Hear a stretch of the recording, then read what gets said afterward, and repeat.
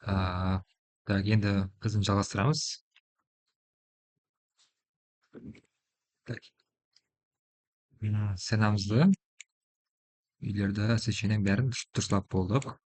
Сұлу қылып болдық. Енді алдыңғы істеген машиналарды осы проектке алып келу керек. Оң үшін файлды басып, open деп, қараң, егер сіздер сохранить қылмаған болсаңыз, мысалы бір нәрсені өзгертейін, мынаны орнын өзгертсем да, сонда мындай зат шығады. Мындай зойлар. Шекке қараң, ең углы. Жоғарыдағы шеп шеп жақтағы угол звездочка бар. Вот. Егер сіз сохранить қылмаған болсаңыз, сондай зат шығып тұрады. Ctrl S ті бассам, мынау жоқ болады. Қандай да бір өзгеріс кіргізсем, мындай өзгеріс шығады. Бұл өзгерістің сохранить болмаған деген сөзі. Өзгерістің сохранить болмаған дегені. Ctrl S бассам, мынау кетеді. Вот егер мынаны өзгертіп тұрып былай файл open дейтін болсам, мына жерде айтады save changes before closing дейді. Өзгерістерді жаумастан алдын сақлаң дейді. Save жазасыз. Енді қараң. Осы жерде мен алдыңғы істеген машинды ашамын. Кар 2 менде. Вот. Цветлер бәрі беріп қойыппыз. Енді ана проектке өткізу үшін мен былай деп қозғалтып көремін былай. Қараң. Отдельно келген балалары, соның үшін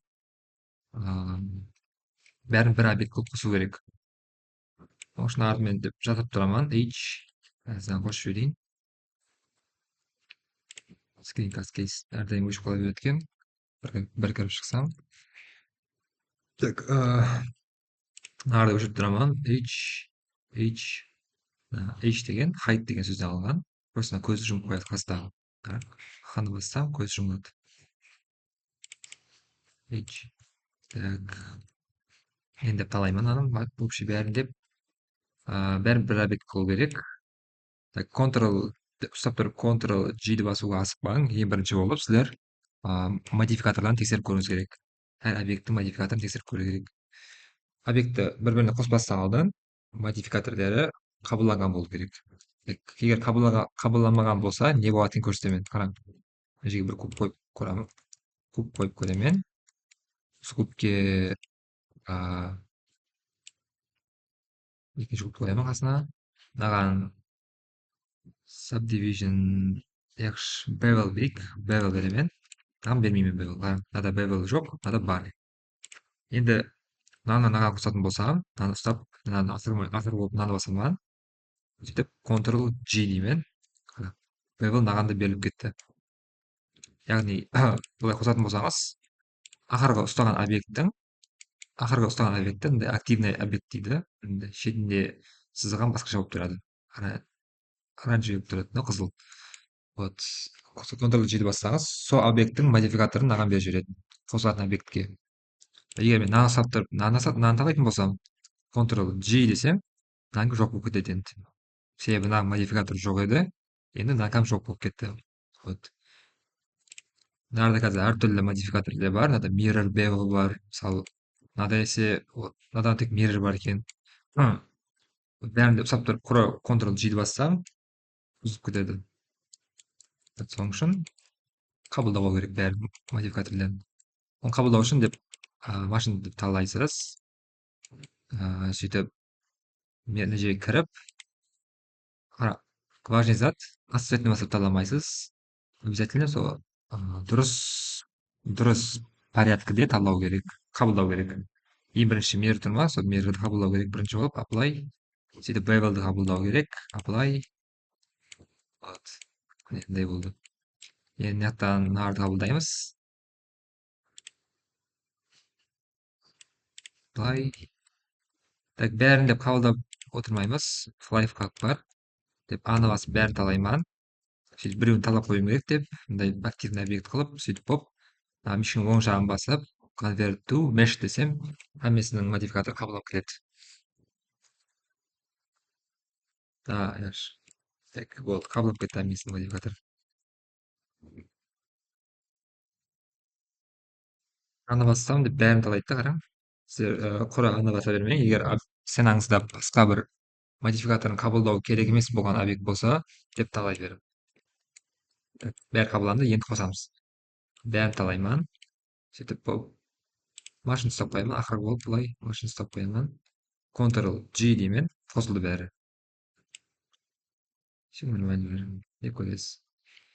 Енді даны дейміз. Ctrl C деймін. Ctrl плюс C. Просто Ctrl C ді бастым. Енді Ctrl V ді бассам, сосын копиясы шығады, қарам. Ctrl C, Ctrl V. Копиясы түсті жерге. Так. Сосын енді Ctrl C ді басып, бір бастым. Енді басқа проектке кірсем, бұл жерде мына проект кіремін. Жерге Ctrl V десем, түседі жерге, қарам. Түсті. Жерге түсті. Көрсеңіз болады.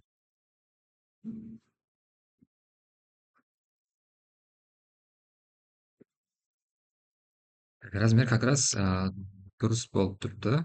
Размерлерді тиметкенбіз. Так, енді ендігісі полицейский машинаны көру керек екен. Файл, open, полицейский машинаны кіреміз проектке деп көремін. Так, олар модификаторларын қабылдау керек екен. Сөйтіп объектті бір объект қылу керек екен. Машинды бір объект қылу керек. Деп бәрін талаймын былай. Сөйтіп convert to mesh деймін. Бәрі меш болды. Жазуым меш болды. Меш деген осы. Осы. Бұндай басқарылатын былай. Так, енді мынаны бәрін ұстап, мынаны талаймын. Машин корпусын талаймын. Основной, үлкен. Енді Ctrl G бір объект болды. Енді деп көрсем, деп көрінеді қарам. Светлейзет бұзылған жоқ. Енді Ctrl C деймін. Сөйтіп мына проектке барып, Ctrl V деймін. Аға түсті.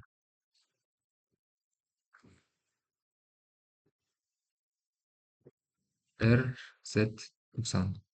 Так, RZ минус 90 деу керек екен.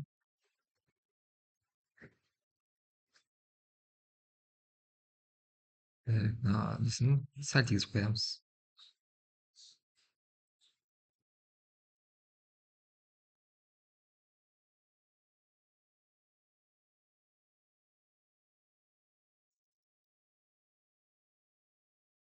Бәрі бір. Так, енді размер кішірейтіп мен машинаның полицейскийдің. Болды.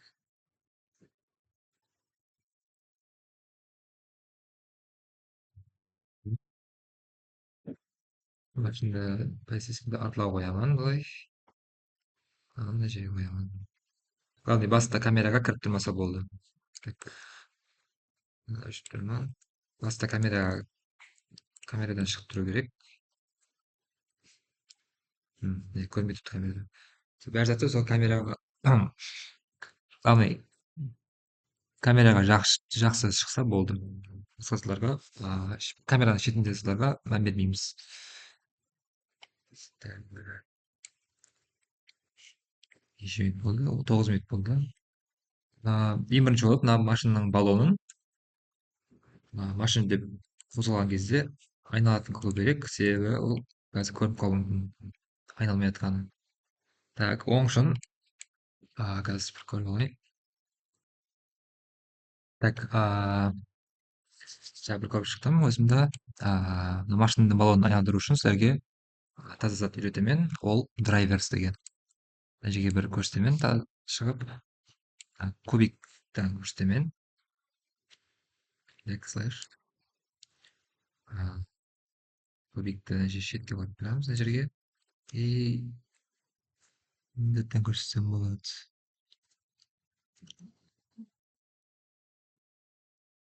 не істеп жүрейін бір нәрсе.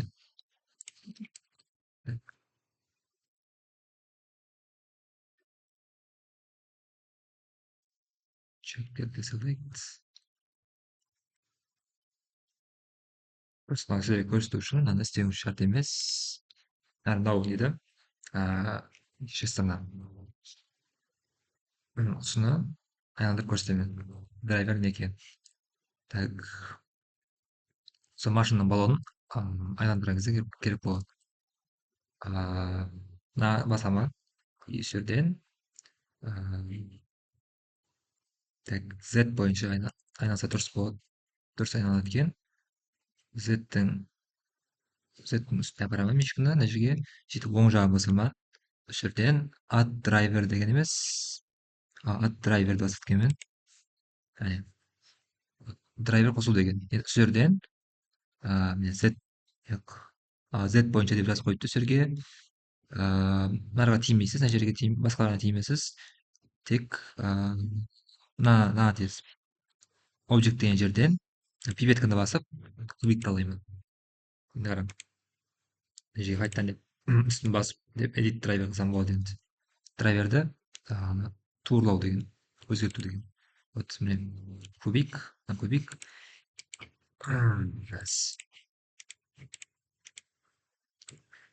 Осы кубикті аладым. Енді осы кубик x бойынша жүрсе, x бойынша қозғалсақ, мынау z бойынша шестерна z бойынша айналады екен. Қараңыз.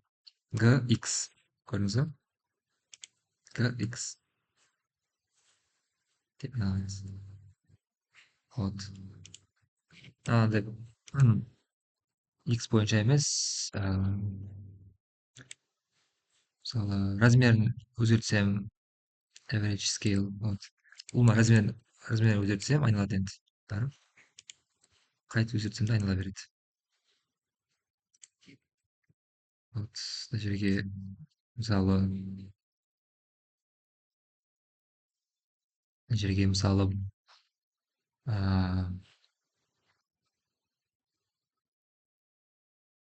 бұл location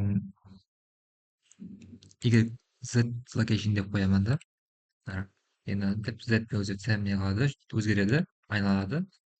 Ал егер x бойынша или y бойынша өзгертсем тұра береді. Мен себебі мынаған тек z бойынша қойдым. Ұстат керек болады. Жаңағы машинаның несін істеген кезде, баллон айналдырған кезде. Так, мынаны өшіріп тастаймын.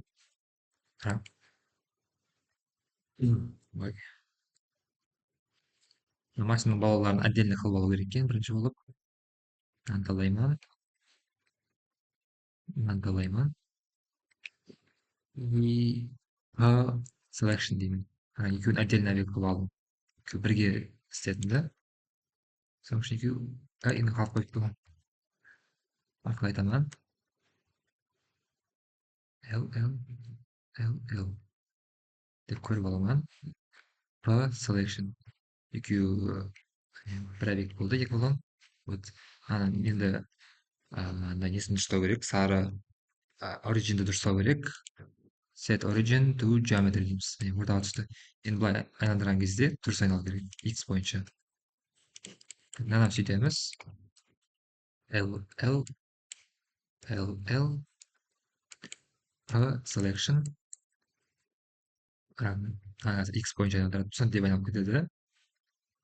Оң жағын басып, set origin to geometry дейміз. X нормально айналып кетті. Енді қараңыз, саған кіремін. Мынаған rotation x бойынша нормально түзетіп жүріпті. Вот. Сонда нөл қойып тұрамын. Мишканың оң жағын басып, add driver деймін. И жерден объектке пипетканы басып, машинты алайын. Яғни бұл машин жүрсе, осы айналады деген сөзді. Машинты аладым. Қайтадан көремін. Машин x бойынша жүрсе екен. Так. Машин x бойынша жүрсе, sonra несі өзгереді. Баллон айналады. Бірақ біздерге әзір x бойынша емес, машинның y бойынша жүргені керек екен. Вот.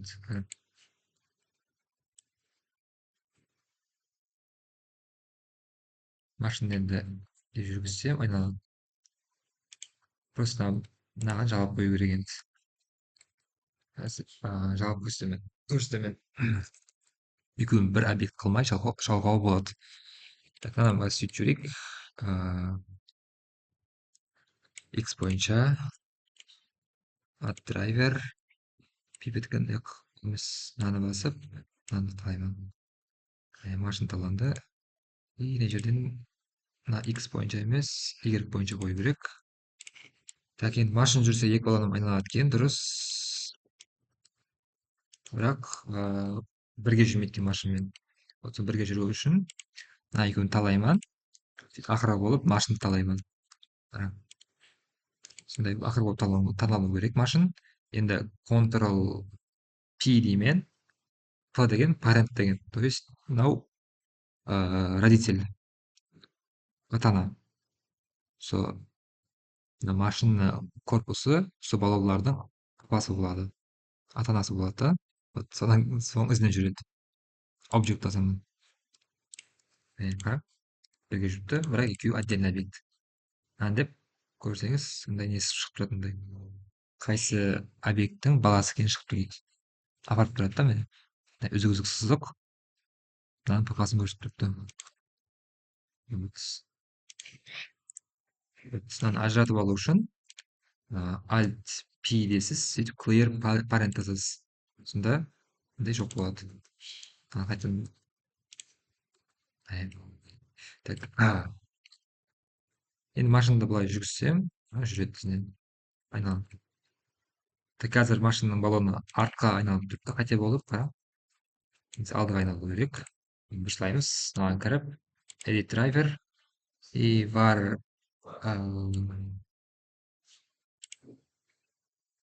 так, var expression дегенді минус қою керек.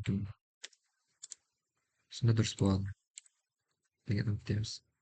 Дұрыс болмалы. Let's көрейін.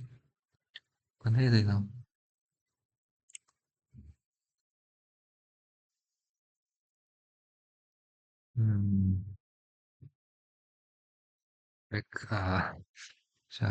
Туториалын көріп алдым, қайтыс істеу керек екенін. Істемегеніме көп уақыт болды, соның үшін есімнен шығып кеткен. Так, edit driver. Осы жерді мындай қылады екенбіз да, міне. Var көбейту минус 1 дейді екенбіз. Enter. Сонда мынау өзгереді екен да. Mesela бағдары. Бұрылу бағдары өзгереді. Мынаны даже көбейтіп қойсаңыз болады қазір. Мынаны жүрген кезде мынау осилеп отырып қоя, біз оны тездеу қылу үшін минус 1-ге көбейіп дейміз. 100-ге көбейтіп көрейік. Enter. Қараң енді. Кітті жүргізсем болды, сразу тез айналады. Вот. Сол 100-ге көбейткеннен себебі.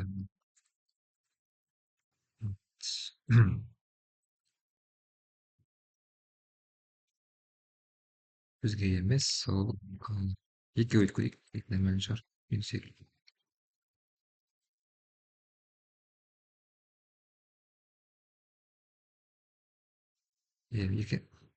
Минус 2 нормально екен.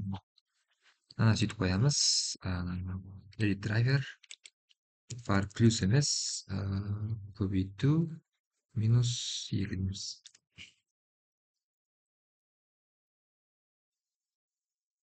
Көреміз.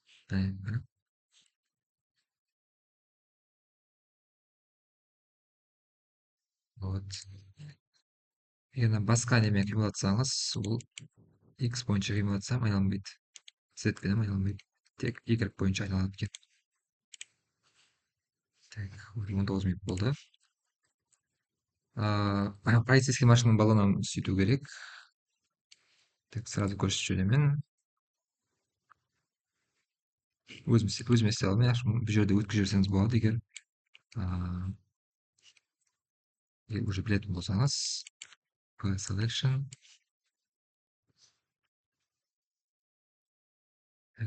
Set origin to geometry.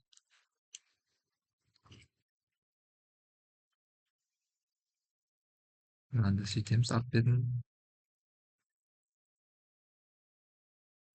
или десем болады. Мына екеуін көшіріп тастаймын да. И мынарды былай аны просто істеп алып, драйверін настройкілеп алып, shift деп мына жаққа қоямын. Так, біріншіден драйверін настройкілеп алайық.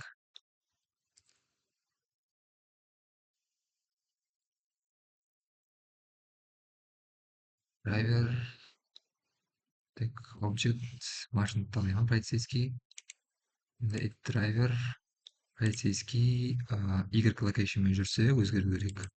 Y деймін. И осы жерден бар көбейту -2 деймін. Болды. Қане көрейік. И мына полицейский баллонды мынаған не қылып қою керек, парент қылып қою керек. Біріншіден талап, мынаны талаймын ақыры болып, Ctrl P object дейміз. Ара мындай шықты. Дұрыс жүрді. Енді shift T парент болып тұра береді. X, Y, мына жерге қоямын.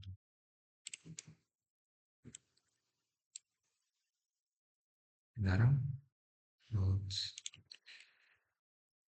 Так, полицейский арқылы қоямын. Мына жерде деп қойсам болады екен. Мынамызды арқылы қояйық. Так, енді анимация жүрген анимациясын қылу үшін не қосамыз? Таза зат қосамыз. Ол curve деген. Мештің астында curve деген бар. Сол curve'тан әртүрлісі бар. Соның Bezier деген қосамыз. Ең біріншісі. Так, қаяқтан шықты? Мына жерден шықты уже. Мындай болады. Жерге келемін. 90 градусқа бұрып, жоғарыдан қарап, деп созу керек оны. Сондай болады curve. Мындай edit модтан деп кірсеңіз, сондай шығып шығады. Деп дұрыстасаңыз болады былай. Деп істесеңіз болады. Үшеуін талап деп текстілеп қойып мына жерге қоямын. Жерге қоямын, біреуін бір жақ бетін, бір жақ бетін мына жерге қойып, ені басып шығарсаңыз болады. Деп curve ізін тамам етіп кетсеңіз болады. Егер мына жердің резкий болып тұрған болса, мындай болып, S пен деп үлкейтсеңіз, плавный болады, бұрылатын жерлер. Деп қойып аламын. Е.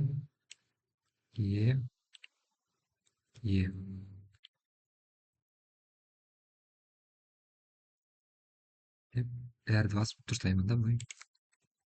Төмелдеу қою керек екен, мына жерлеу.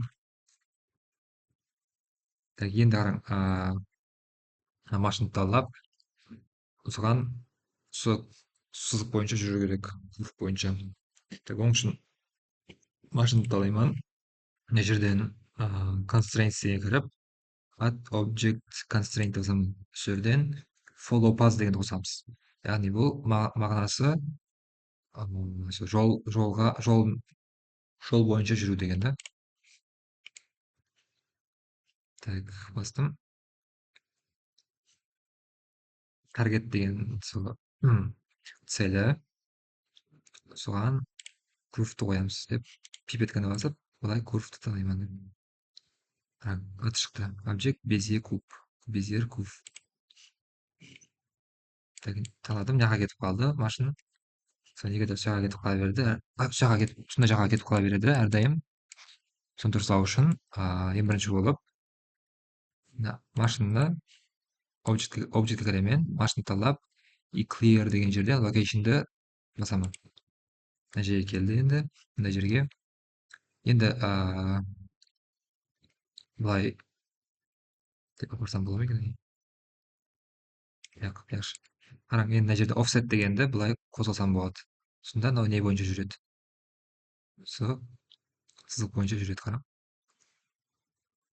Қазір басы басқа жаққа қарап тұрды. Бірінші мына жерге келіп аламын. Енді мына жерде forward axis дегенді x-ке қойып көремін. Y-ті тұра берсін yaxshi. Мына жерде өзгеріп кеткенмен up axis дегенді y-ға қойып көремін. Мына кетіп қалды. X-қа қойып көремін. Орнына қайтты. Так, маған тимейді екен, yaxshi, Y-ті тұра берсін. Так, мына жерге fix position'ды басып көремін. Так, мынаны тимейді. Curve radius follow curve. Ұсыны басып қояды екенбіз. Follow curve'ді басып қояды екенбіз. Енді curve бойынша жүреді. Деп жүреді. Follow curve деген сол curve бойынша жүру деген да. Жолы curve бойынша жүреді. Бас беті. Так, мына несін жүйе қойса қандай болады? Осыны деп төмелей қояды екенмін былай. Тигізіп біттай. Все. Ал ұшып тұрмау керек та машина. Енді деп жүргізіп көремін. Нормально жүріп. Оп, оп. Вот. Сен бұл болсаң, главное мындай текст болу керек. Былай көтеріліп кетсе, машинам сөйтіп ұшып кетеді. Жоғары қарай. Ұшып кетеді. Өзінен өзі. Себебі көтеріліп қалды. Оны дұрыстау үшін көтеріліп қалса, бәрін талап тұрып, аны басып бәрін талап, SZ 0 десеңіз болады. Теплекс болады да. Бірақ машина өзінен көтеріліп қалды, оны дұрыстап қоямыз. Z.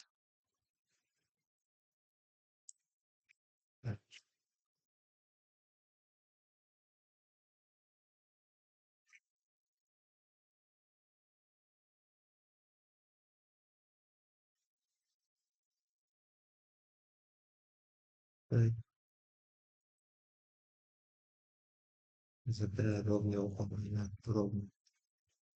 Сәл деп қоямыз.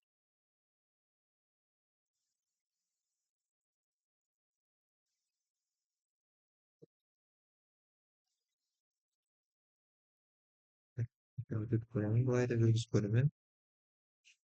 Машинада. Нормально. Так, енді қарап. Даусым сізілген. Так, нормально бәрі деп жүреді. Қайта бұрылған кезде мынаған асфальтқа тиіп қалады екен да. Мына жерге келейін, офсетті. Офсет дұрыстап алу керек екен. И деп басып еді, что-то не то.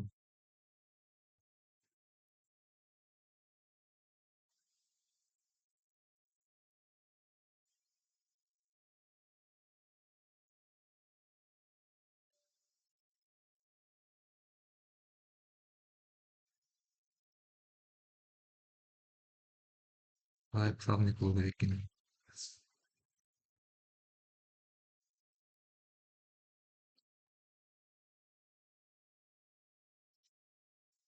Сразу резко не бұрылып кетіпті да. Деп созамын. Созып, артыға қоямын ба.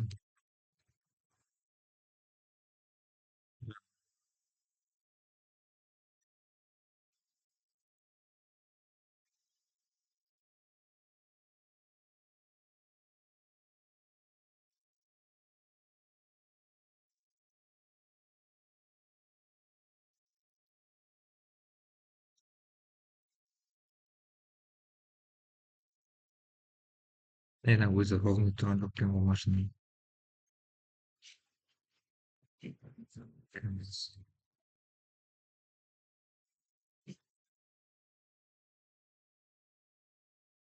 Ровный тұрған машина. Көрейік қайта.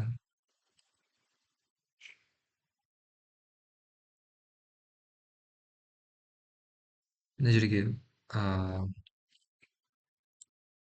азал деп қоямын, азайтып қоямын. Осы жерге бірінші кадрде басамын. Сөйтіп мына жерге келіп тұрып, мынаны деп жүргізіп, мынаны басамын қайта. Азайтып қоямын, агент.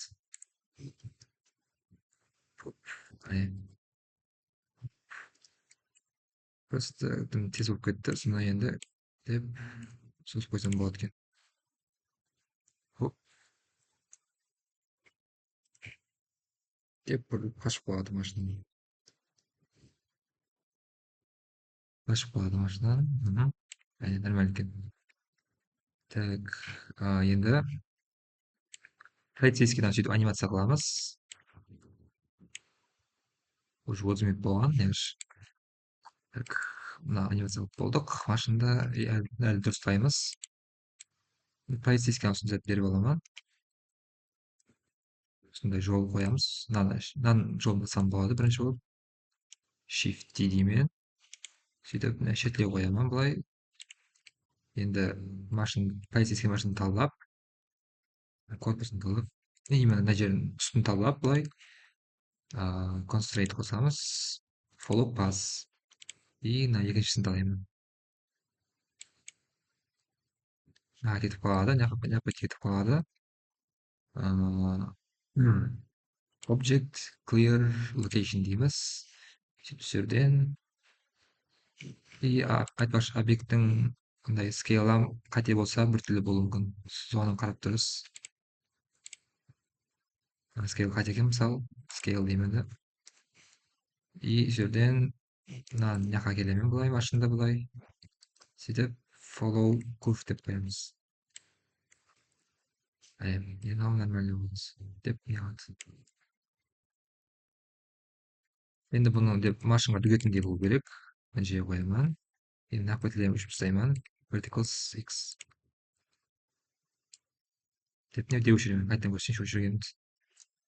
Таладым былай X verticals. Так. Машина түкпей алып қойсын аша деп тормоз басып қалады.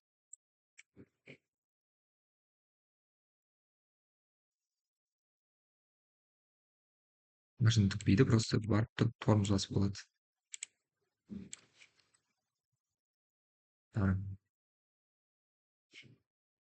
Деп келеді, деп тормоз басып қалады былай.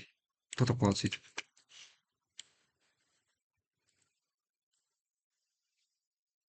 Так, мынаның қазір депке өтіп кетеді. Давайте кадрды 5 секунд қыламыз. 1, 2, 3, 4. 4 секундты өзі жетеді екен әрқайын.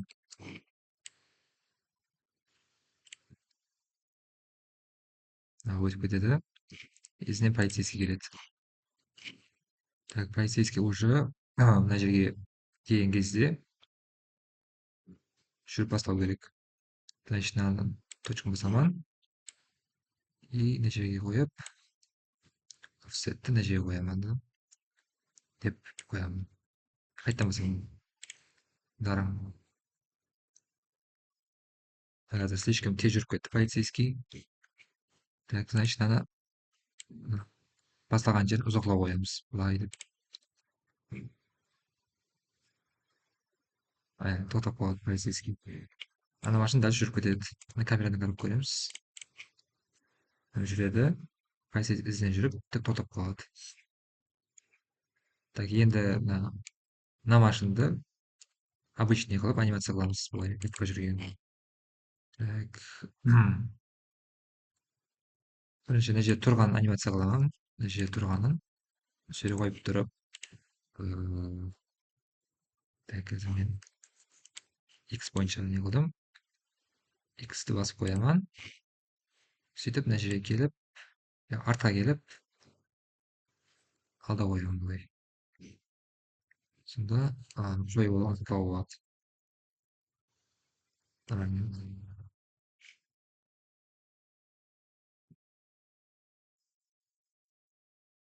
Яғни машин келатқан кезде алдынан шығып қалады қызыл машин деп көрсетемін былай. Алдынан шығып қалады. Мынау сразу бұрып үлгеріп қалады. Өтіп кетеді. Так, полицейский бұрылса болады екен. Сол полицейский бұрылмайтындай қыламыз. Так, онда дейміз да, мына жерге келген кезде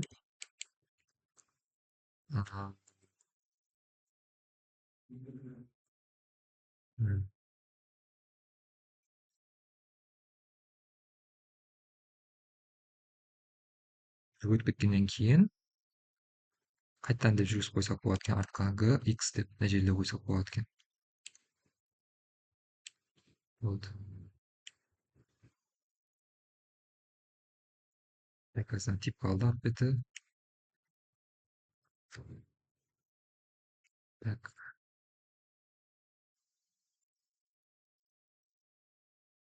мынаны дейткенбиз да,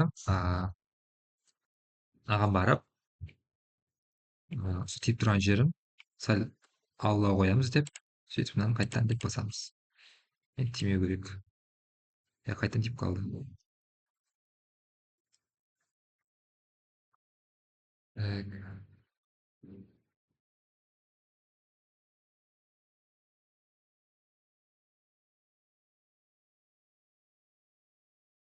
менен созуп берем буга.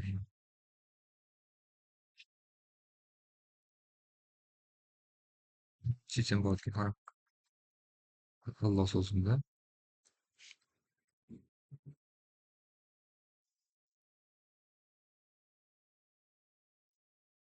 Дедим. Так, кайсы дегенди көрсөтөм кайттан. Ал жагы деп бири-бирине тийип калган эди былай. Бири-биринин ичине кирип калган эди. Вот дурслоо үчүн мен мына башталгыч кадры ал уже барган кадры да жерге. Ушуна деп тийип турган жерине көрүп аламан. Тийип турган жери наны былай алга жүргүзүп көрөм мен.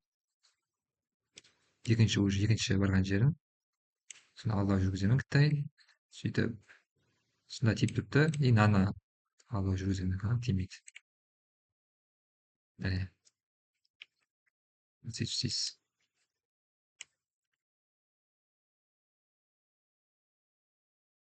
Кайттан силип көрсөтөйүн. Бәрі өчүп тастайм анан кадрлерин. Так. Өзүм да силерге шала түшүндүрөйүн деп отурупмун. Соң үчүн кайттан түшүндүрөм. А, деп келаткан кезде вот деп бурулады. Сол бурулган жерин мына машинага тиймейтиндей кылып коюп аламыз. Биринчи болуп GX деп коюп аламыз түзүү жеринен. Так, енді мына жерден X боюнча кабылдайман. Сөйтүп мына жерге де өтүп кеткенден кийин артка жүремиз былай. Артка коюп GX деп мына жерге коюп аламын да. И сонда кара мындай болот да. Бизде анимацияны деп былай эң биринчи арттан баштадык да. Бирок мына анимацияны деп койгон кезде бизде дурус болуп эмне кылат. Алдыдан баштап жүрөт. Просто бизге өзүбүзгө ансат болуу үчүн бизер сол мына машинанын экөөнүн тиетін жеринен жакын жерине баштадык. Анан сол лайфхак. Вот өтүп кетет анау. Анан машина келип былай өтүп кетет да, тиймейт экен кара деп көрсөм болот. Тиймейт экен. Өтүп кетет да. И да мына машина токтоп калмау керек. Эгер токтоп калса, значит ол полицейский артынан өтүп кетет деген сөз. Полицейскийден өтүп кетсе болот негиз. Соның үчүн токтоп калмай дальше жүрөтүндөй кыламыз.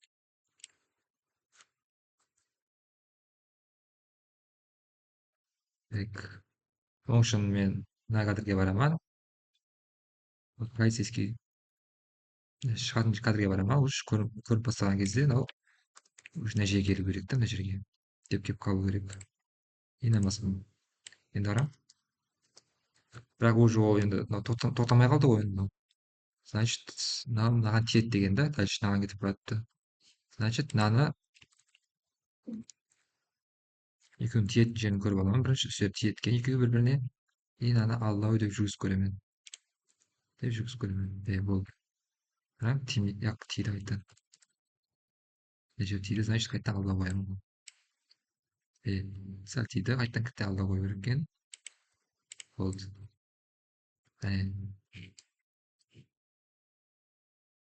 Келеді да. Буруп кетти, мынау токтоп калат. И мына жер машинанын бир тийип калат экен ызытка. Бордюрма сону тийип калат да. Сону дурустап жиберейик. Тиймейтиндей кылайык. Сәл деп коебузбу? Кичейт мындан деп кичейт эткенмин кыттай. Кайттан кичейт эткенмин былай. Тиймөө керек.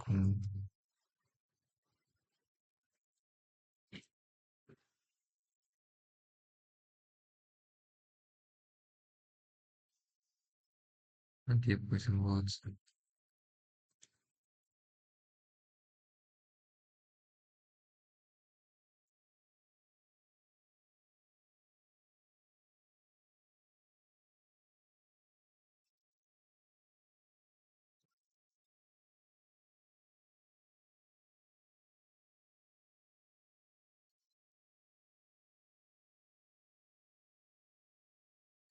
шығып қалады екен яғни. Так, қайтсек шықпайтындай қылсақ болады екен. Жолын табу керек негізі. Бірақ камерадан қарап көрейік қане. Камерадан көрінбейді екен ол. Шыққаны көрінбейді екен. Ана камерадан шыққаны көрінбейді. Значит, сөйтіп қалдырамыз оған. Главное бізге камерадан көрінбесе болды. Значит, шықпайды, болды. Ана красиво. Так, бұрылып кетеді. Тоқтап қалады былай. Бұрылып кетеді, тоқтап қалады. Камераны деп дұрыстап қойып аламыз. Сұлу болып тұру үшін. И мына жер көрінбей қалу үшін.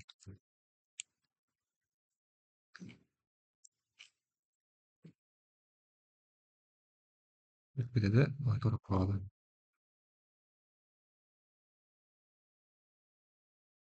Сәл деп жоғарыдан қарасам болады екен даже. Деп жоғарыдан қарап қоямын. Сәл болды. Сәл қайттан қарай ма? Все.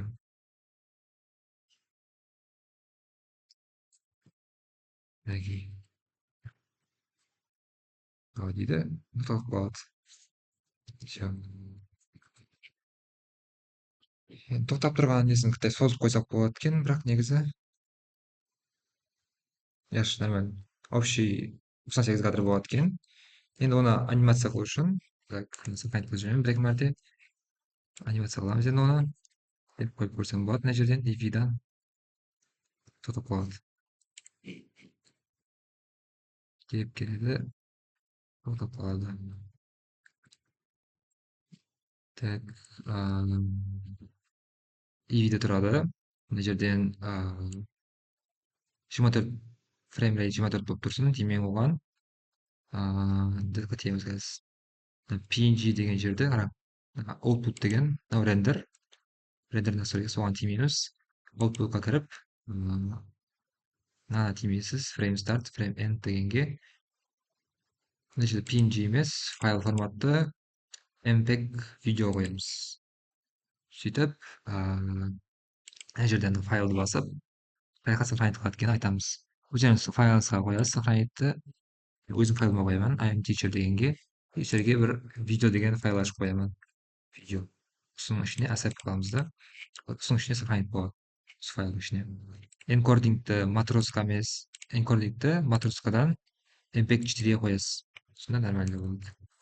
Енді видео қылып шығару үшін мына жерден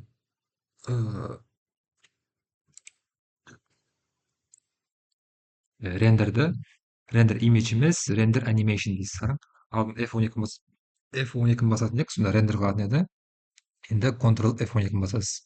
И мына жерден басасыз. Рендер animation. Енді күтесіз, анимация қылып боламын дегенше. Қарап тұрасыз былай. Әсейін анимация қылады өз. По кадру.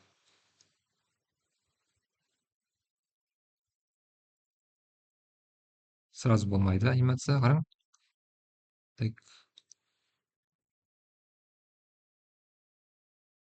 Сіздің компьютеріңіз қатуы мүмкін. Анимацияны рендерлау сәл қиынлау болады. Себебі көп кадрды рендер қылу керек. Үзбез. Егер біз шығып кетуі мүмкін, соның үшін басқа жолынан көрсетемін. Осыдан кейін. Уже неше минут болып кетті, көреміз. 44 минут болған екен. Қазір кадр анимация қылып атты. Қайдан жоқ тұрайын.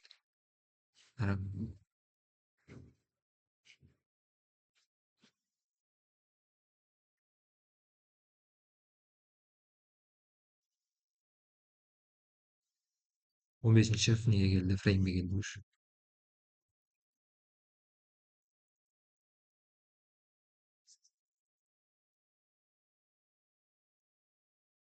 Машин келіп бастап жатыр. Қайта машин келіп бастап жатырмыш.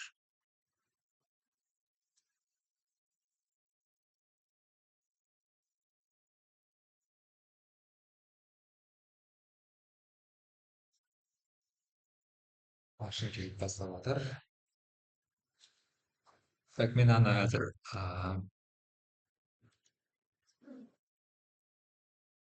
Қайтадан бір фреймді көшіріп жіберейін.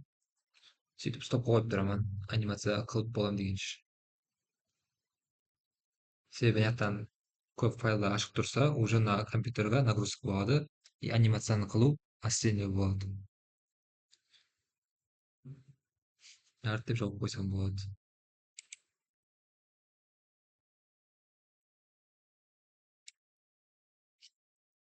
Яра машина келген кадрды шығатты. 30 кадрға келді. Синк кадр. Мынаны стоп қойып тұрамын. Кейін анимация болып болғаннан кейін көрсетемін. Так, анимация қылып болды. Мындай болып ақырғы кадрда тұрып қалады. Сондай мына жерде жазу шықпай қалады. Сол кезде анимация қылып болды деген сөз. Так, енді көреміз қандай болған результатты. X басып шығып кетемін мына жерден. Так, я шняппеттен шықсам қазір блендердан жауып болуы мүмкін. Соның үшін мына жерден деп тұрып рендер жауып жіберемін просто. Сәл қайталды. Болды, шықты. Так. Міне результатты көру үшін сол жаңағы файлды ашамыз. Так. I'm teacher. Видео ішінде міне мына видеода көреміз. Қандай болған. Хоп, хоп, тотып қалады. Тез болып кетті. Хоп, хоп. Қарасаңыз, мына машина ұшып тұрыпты, иә? Мына машина ұшып тұрыпты баллон. Соны дұрыстау керек екендей. Или қазір сіздер дұрыстауыңыз шарт емес, иә? Вообще қиыласып кетеді, оны дұрыстайтын болсаңыз, сөйтіп тұра берсін. Біздің полицейский машина ұшып тұрғандай болып бітсе, негедір. Тотып қалады.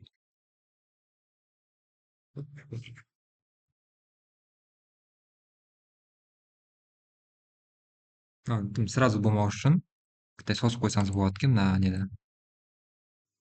Мысалы, Ctrl T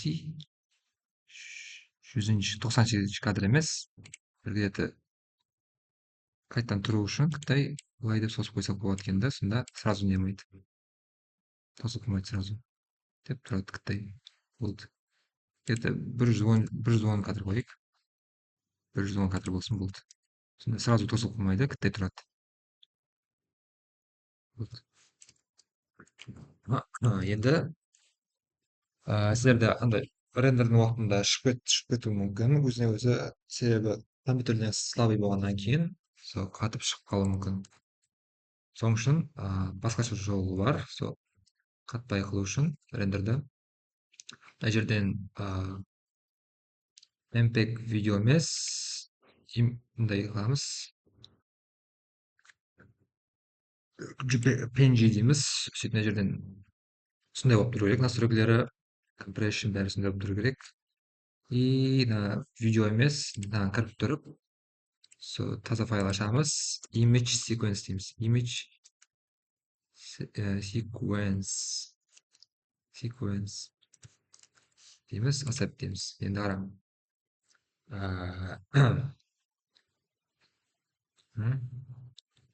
Бұл не қылады? Бұл әмі кадрлерді сурет қылып жинайды да, и бәрі суретлерді қосып видео шығарамыз. Өздеріміз басқа кейінен шеттен шығарамыз да оны. Көрсетіп кетейін, неше минут болды уже? 9 минут болған. Көрсетіп кетемін қазір. Так, алдын бір нәрсені дұрыстап алып жатқан.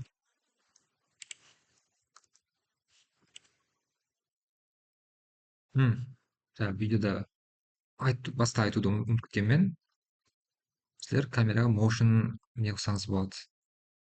Камераны ұстаймын, басамын, настройка шығады. Бұл жерден так, қалай кетіп қалды екен?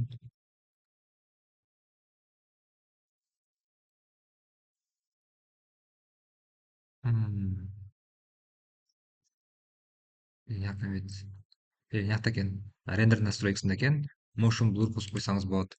Так, motion blur не екенін түсіндіремін қазір. Так, motion blur ұсады. Тез жүрген объекттің шетлері или өзі сондай не болып қалады, блур болып қалады.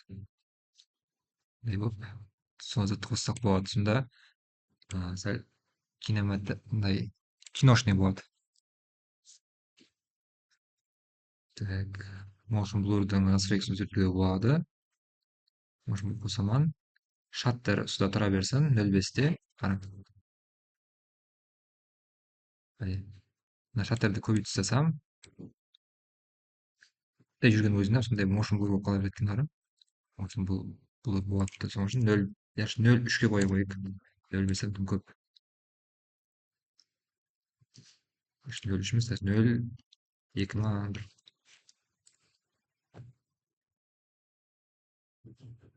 Нөл екі нормаль екен. Енді жаңағыдай көрсетемін. Так, қойдық png-ға. Енді қайтадан басамыз. Render animation. Енді бұл жағдай сразу рендер қылып видео істеп кетпейді өзіне өзі. Видеоны біздер отдельно істейміз, басқа неде, басқа проектте істейміз. Мынау тек сурет, кадрлерді сурет қылып шығарады. Сонда мына өзіне ансырлау болады. Қатып қалып шығып кетпейді. Frame 3. Frame 3-ке келді. Frame 4. Вот істей береді. Бұдан да шығып кетсе, маған айтасыз. Өзім барып көріп кетемін. Қазір стоп қойып тұрамын мына жерден. Рендер қылып болайын деп қалды.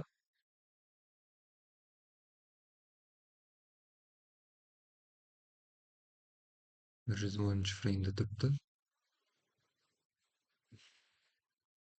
Рендер қылып болды уж.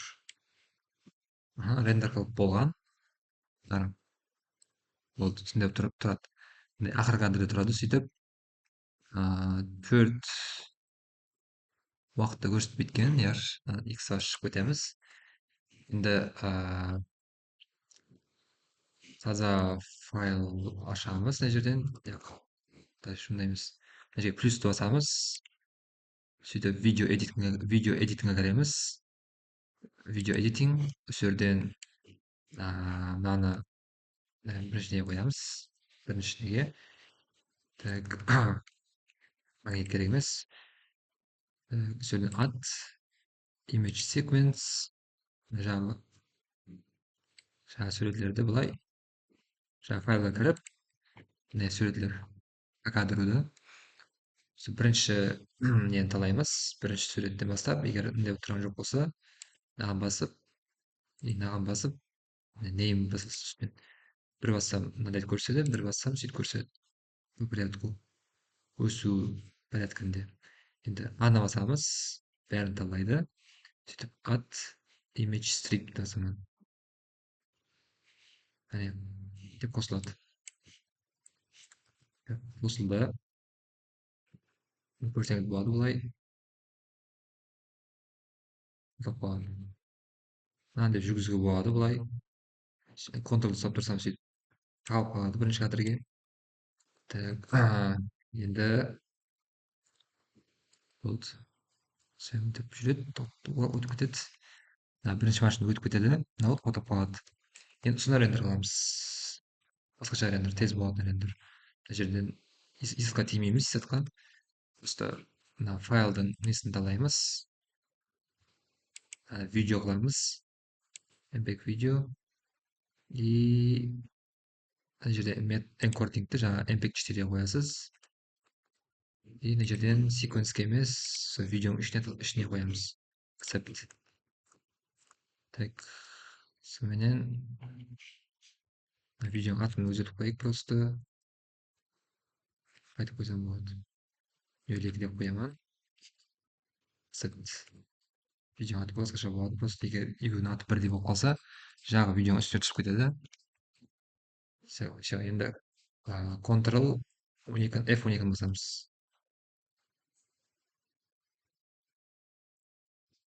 Тез болды.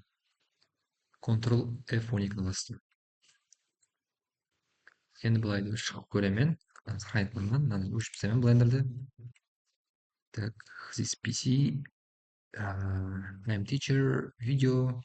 Екіншісі 0,2 деп басталады екен да, егер 0,2-ні қоймағанымда мынаның үстіне түсіп кететін еді. Енді бұл бар деп бұрып кетеді. Все. Осыны істеп көресіз и группаға тастайсыз. Так, хош сау болың.